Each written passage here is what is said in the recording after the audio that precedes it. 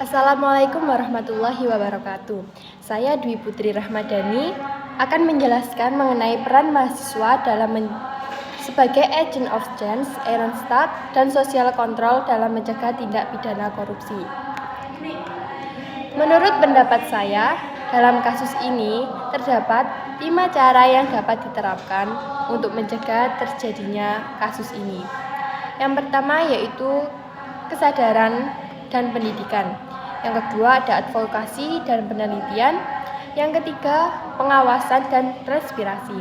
Yang keempat partisipasi aktif mahasiswa. Yang kelima membutuhkan opini publik. Menurut saya 5 poin ini sangat penting dalam menyelesaikan masalah dan mengurangi tindak pidana korupsi.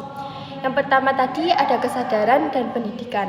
Kita sebagai mahasiswa dapat meningkatkan kesadaran masyarakat terhadap dampak buruk korupsi melalui kampanye pendidikan dan sosialisasi, sehingga dapat mengedukasi masyarakat tentang korupsi dan dampaknya terhadap pembangunan dan pentingnya integritas.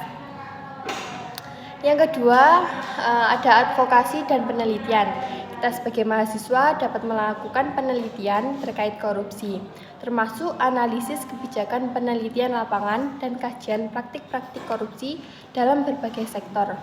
Hasil penelitian ini dapat digunakan sebagai dasar advokasi untuk mendorong perubahan kebijakan reformasi anti korupsi. Dan yang ketiga ada pengawasan dan transparansi.